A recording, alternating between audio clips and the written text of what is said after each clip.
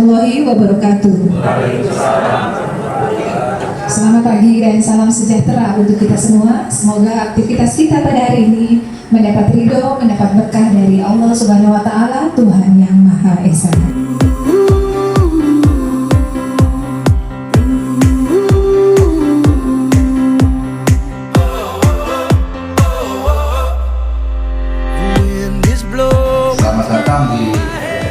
Ini tahun 2020 sudah ada pergubnya, lingkup RW pemilahan. Kenapa terbit peraturan tersebut? Karena pada saat itu Bantar Gebang juga terjadi musibah. Sudah tinggi, dikhawatirkan ambruk karena perhitungannya tidak sampai berpuluh tahun dia akan tinggi, ambruk dan menimbulkan bencana. Dari sasetan bungkus-bungkus itu dibikin tas kan pernah ya, kan pasti tahu. Nah, itu salah satu dari upaya. Tapi lama-lama masih Bantar Gebangnya bisa lagi jalan, masuk lagi, banyak lagi, akhirnya terena lah kita. Tapi jangan saling warga Bekasi, karena itu sampah bukan sampah orang Bekasi, tapi sampah kita warga Jakarta yang lari ke sana. Nah, makanya terbitlah sekarang yang terbaru tentang pemilahan sampah, yang mana sekarang lingkupnya rumah tangga. Makanya kita ngadain roadshow ini, datang langsung ke RW-RW, gunanya itu untuk supaya kita tepat sasaran. B3 itu baterai, pokoknya alat elektronik yang mengandung kimia itu juga tidak terurai. Kalaupun terurai dia mencemari lingkungan, itu bisa dimasukkan ke dalam anorganik tadi, nanti dibawa sama LH atau di pengepul, itu nanti tidak dihitung bayarannya, tapi ada pembuangannya sendiri, dibuang secara sendiri dia karena mengandung kontaminasi yang zat besi atau racun lah seperti itu. Nah, yang dibayar sama LH yang bisa ada nilainya di LH itu ada listnya. Nah, organiknya bisa dikumpulin lagi di plastik. Itu sampah dapur, sampah yang tadi dari bekas makhluk yang bernyawa, dari makanan, dari ikan, dari daun, dari buah, begitu. Kalau dulu ekoenzim itu hanya sampah buah-buahan tertentu, tidak semua. Tentu nanti hasil dari sampah itu mengurai menjadi air, karena kan makhluk hidup kan banyakan air. Nah, biarpun sudah meninggal, sudah mati, dia akan tetap menjadi balik lagi ke air. Nah, airnya ini menjadi pupuk. Jadi ada 3. Kalau nggak mau ribet 3, ya udah 2 aja, basah sama non basah. Yang non basah nanti kerjaan si tukang sampah. Ini bisa masuk ke bank sampah, yang bisa dijual di bank sampah itu dipisahkan. Yang residu baru ke sana.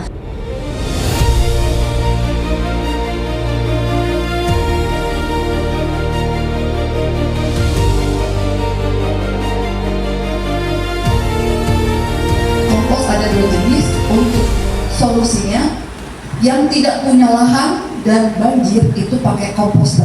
Ini contoh komposter sederhana. Dan untuk yang punya lahan, solusinya adalah biopori. Ini ditanam di dalam tanah yang sedalam leher tong 30 liter ini. Sampah Bapak Ibu taruh di biopori. Ininya ditanam dengan sistem menggantung. Maka tidak habis, taruh di sini 2 bulan belum penuh. Untuk membantu fermentasi dia, itu kita pakai E4 dibarengin dengan gula merah. Karena E4 ini apa Budian? Ini bioaktivator. Isinya adalah mikroorganisme pengurai. Nah, dia butuh makanan. Makanannya adalah gula merah untuk membantu fermentasi di komposter. Atau nggak punya E4, bisa cucian air beras, kita cepet-cepet saja, supaya dia bantu turun. Nah, di komposter perlu adanya panen namanya kita. Jadi dia yang dihasilkan adalah kompos cair. Ini kita panen, kemudian kita diamkan dulu semalam supaya gas metannya itu hilang. Ya, baru kita pakai untuk nyiram tanaman. Kan nggak boleh langsung ya, karena dia masih punya nih gas metan. Dan ini air ini dihasilkan setelah proses 2 minggu. Iya, 2 minggu dia baru ada airnya. Nah, itu baru kita bisa panen. Tapi untuk penuh, nggak akan penuh. Jadi sembari cucian air beras, jangan saja di sini. Tumpuk lagi dengan daun kering atau tanah atau ini supaya khawatir bau. Jadinya begitu seterusnya. Dia akan penuh untuk rumah tangga yang penghuni 5 selama 2 bulan. Setiap hari ya itu Bapak Ibu. LH akan kita berikan per RT-nya untuk uji coba dulu 1 rumah. Nanti kalau misalnya ada kebutuhan khusus atau dia mau nambah silakan. Kemudian untuk anorganik Bapak Ibu udah paham di bank sampah, alhamdulillah sepakat juga setiap bulannya wow 1 truk untuk sampahnya nggak kalah dengan RW 5. Tapi kalau bisa Bapak Ibu saya sarankan mengurangi. Jadi nanti setiap mungkin bisa acara arisan RT RW kita udah mulai pakai tumbler dan mengurangi untuk membatasi juga pakai plastik.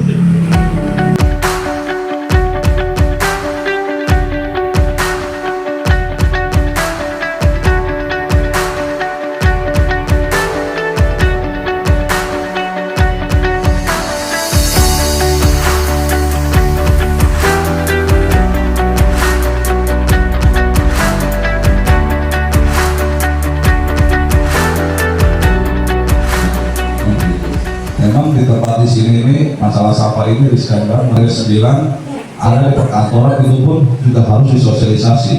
Kantor ini juga ada di sekolah tempat sampah juga, dan itu juga harus ada namanya seperti yang ditekankan Pak Mujib. Itu untuk masalah tingkat keuangan dan teknis dalam pengangkutan sampah. Nah sekarang kalau bank sampah tidak ada sedikit ya berharap ya. Mereka itu jadi ogah-ogahan juga Bu, botol atau apa ya kan, mereka dapat si nasabahnya, dapat tugasnya, yang pertanyaan saya tugasnya. Jadi itu mungkin 2 pertanyaan dari saya. Mohon maaf. Daunan bisa dari tanah, tapi nggak banyak. Tanah kalau kata orang ini dicipratin masih, ya kan? Itu juga nggak bau. Kardus bekas air mineral dipotong-potong, dibuti-buti, itu juga jadi peredam bau. Dan kalau misalkan E4, ini E4 Bu, ini cairan ya, di dalamnya juga mempercepat ya, mikroorganisme. Nah, 1 tutup ini 1 liter.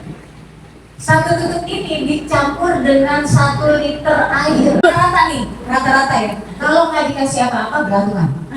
Kalau nggak dikasih apa-apa. Tapi kemarin saya lihat di RT 14, RW 16 saya janji.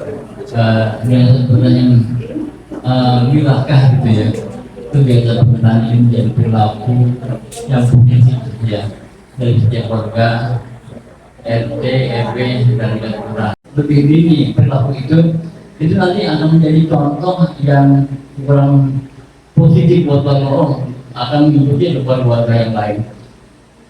Dari 2 masalah tadi, dari mungkinkah, bilakah penggunaan sampah ini menjadi perilaku warga Jakarta dalam kesehariannya. Itu yang pertama. Yang kedua,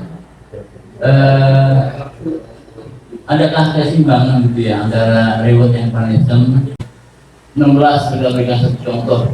Nah itu apa perilakunya? Dan apabila ada warga yang sama sekali tidak empati atau ini, apa punishmentnya seperti apa? Mungkin itu saya sharing dengan teman-teman. Sampah coklat itu maksudnya daun kering, tanah gitu ya Bu? Tanah boleh, karena di RW 4 memang saya lihat sendiri nggak ada titik lagungnya yang Oh nggak ada ya Bu ya? Tanah merah tuh. Tanah merah Bu? Tanah merah, taruh aja tanah merah, nggak usah sedikit. Ada lapis ya. Selapis saja. Solusi ya? Terus Iya, tadi solusi. gunting-gunting, terus ke bekas air mineral, tangga itu semakin subur.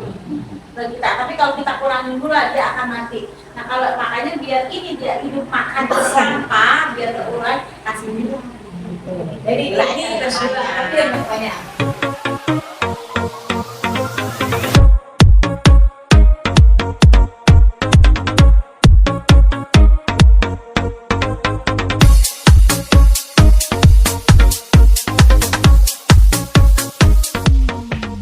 Nih, katakan ini lah, ya.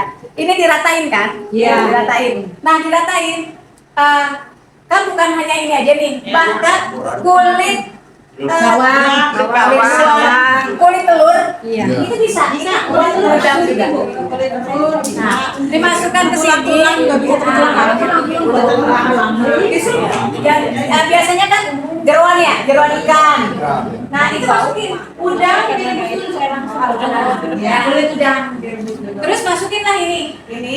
Masukin tapi dicampur dulu, ya kan? Dicampur air, campur juga. Nah, cara nuanginnya enggak blok gitu enggak. 1 liter itu bisa beberapa hari. Galon besar yang 1 liter, 1 tutup dicampur 1 liter. Kan sampahnya sedikit nih, ya kan? Ibu bolongin. Cukup aja. Ini kan enggak? Cukup-cukukin. Udah, tinggal. Itu sampai agak basah ya, bukan banjir, beda. Lembab. Ada lembab, ya lembab. Nah, begitu. Nah nanti ini kan mengurai Bu, ya kan? Mengurai airnya netes ke sini. Nah ini bisa berkali-kali ganti. Ini kalau empatnya habis sebenarnya ini pun juga bisa dibalikin lagi, dibalikin lagi. Itu ininya lagi masih airnya tiap hari atau enggak? tergantung dari prosesnya Bu, tergantung dari prosesnya. Kalau yang ngasih airnya nggak usah tiap hari Bu, sekali aja udah ini. Ngasih giniannya nih Bu, maksudnya sekali aja udah. Nanti kalau udah beberapa 2 hari seminggu.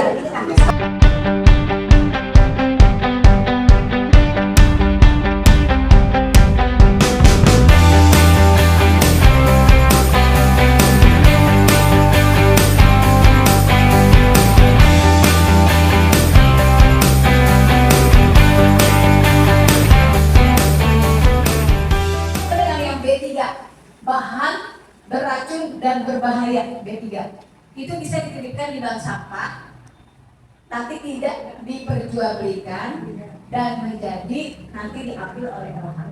Ya. Siap.